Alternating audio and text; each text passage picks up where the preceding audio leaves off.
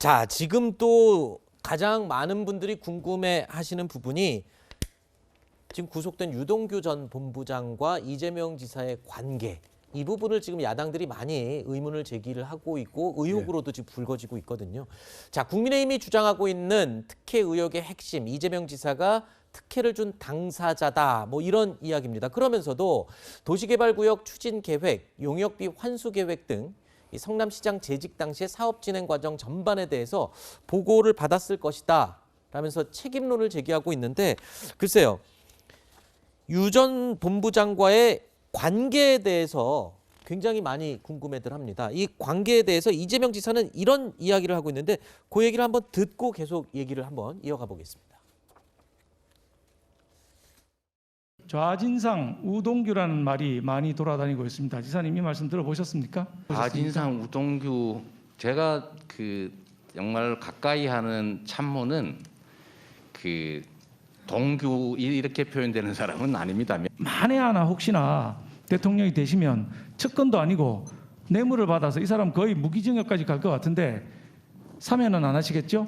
그 말이 안 되는 말씀이죠. 오케이, 좋습니다. 그런 부패 사범을 사면을 합니다. 예. 측근이 법률상 개념이 안에서 정확하게 정리는 할 수가 없지만 어쨌든 선거를 도와줬던 것도 사실이고 저희가 성남시 업무 또는 경기도 업무에 일부 사용한 업무를 맡긴 것도 사실이기 때문에 가까운 사람인 건 맞죠. 그러나 저희가 정치적 미래를 설계하거나 수시로 현안을 상의하는 관계는 아니고. 자, 유동규 전 본부장과 이 처음에 요 초창기에 이재명 지사가 밝혔던 입장 굉장히 좀 말을 아꼈던 걸로 기억을 하는데 지금 어제 국감에서는 측근은 아니다. 그렇지만 아는 사이다라고 이야기를 했고요. 가까운 사람이라고도 얘기를 했다고 이해를 했습니다만 글쎄요.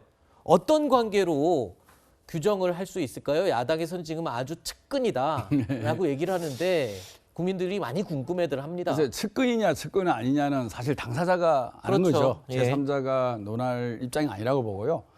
측근이라는 단어를 자꾸 쓰는 것은 정치 공세를 하기 위한 프레임이다. 그런 네. 생각을 합니다. 네.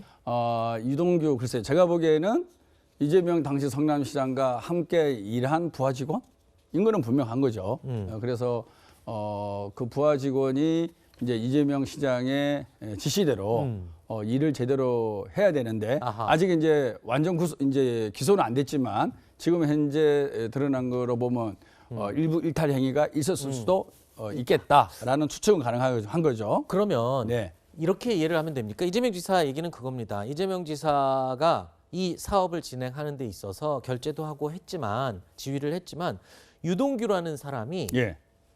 혼자서 예. 그러니까 이재명 지사의 이름을 팔아서 소위 말하는 자기의 혼자의 개발 이익 같은 것, 혼자의 이익을 취하고 다닌 나쁜 행동을 한 것이다.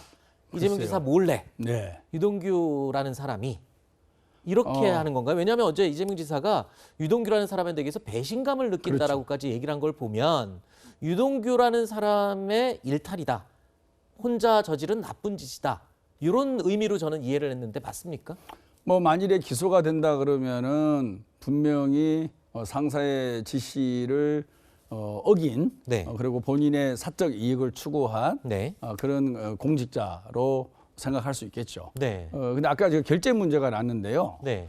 결재는 이재명 당시 시장이 한 결재는 그렇습니다. 개발구역 지정 및 변경, 개발계획 수립, 사업시행자 지정, 실시계획 인가, 구역 지정 이런 거에 대한 결재거든요. 네. 이거는 당연히 시장이 해야 되는 겁니다. 그럼 시장이 결재를 안 하면 뭐 윤석열 전 총장이 결재하겠습니까? 네. 당연히 시장이 결재하는 건데 마치 이것이 민간의 이익을 많이 주기 위한 의도적으로 나쁜 결재인 것처럼 네. 이렇게 보도되는 거는 전혀 바람직스럽지 않고요. 네. 당연히 시장이 아까 말씀드린 대로 기본적인 설계에 관련된 도시개발상에서 시장이 해야만 되는 그런 결재를 한 것이다. 이렇게 말씀을 꼭 좀 드리고 싶습니다. 유인태 전 국회 사무총장이요. 예. 어제 국감은 이재명 지사의 완승이다 이렇게 평가를 했거든요. 예. 그러면서 하나 더 첨언을 했습니다. 하지만 특검은 가야 될 것 같다라고 얘기를 했습니다. 어떻게 특검에 대해서 저는 이 수사가 네. 검찰과 경찰이 좀 더 분발해 주기를 바랍니다. 예, 분발해 주기를 바라는데요. 사실 핵심은 뭐냐면은 돈이 어디서 들어와서 네. 누구에게 나갔느냐 이게 핵심이거든요. 지금 네. 나온 것은 이제 곽상도 아들 50억, 박영수 친인척에 100억 등등, 그다음에 자문 고문했던 전직 법조계들 이렇게 고문이 나간 거 아니지 네. 않습니까? 돈 들어온 거는 SK 그룹의 뭐 이사장님하고 그다음에 뭐 MBS라는 네. 회사가 들어왔는데 이 돈이 어떻게 들어와서 어떻게 나가느냐만 밝히면은 저는 이 사건의 70~80%의 본질은 드러낼 수 있다라고 네. 생각하는데요. 그러려면 지금 현재 검찰과 경찰이 더 회법을 해서 빨리 계좌 추적을 하고 네. 소환할 사람 제대로 소환해서 수사를 해 나간다면 네. 빠른 시간 내에 가능한데 이게 특검으로 가게 되면 정치 공세밖에 안 됩니다. 아시다시피 특검의 알겠습니다. 대상을 누구로 할 거냐, 알겠습니다. 특검의 범인을 어떻게 할 거냐, 언제 이것을 할 거냐, 일정 조율 이렇게 하다 보면 한두 달이 그냥 훌쩍 갈 겁니다. 그러면 네. 결국 정치 공세를 하기 위한 수단이 특검이다 생각하고요. 네. 우리가 진실을 밝히기 위한 노력을 하려면 네. 검찰과 경찰이 협업을 해서 더 빨리 알겠습니다. 수사를 잘 하기를 기대하겠습니다. 자, 더불어민주당의 화천대유 토건비리 진상규명 TF 단장을 맡고 계시는 김병욱 의원과 함께 이재명 지사의 입장을 또 상세하게 들어봤습니다. 충분한 시간을 드리려고 했지만 또 시간이 너무 아쉽네요. 여기까지만 하고 마무리를 하도록 너무 하겠습니다. 아쉽습니다. 자, 오늘 말씀 고맙습니다. 예.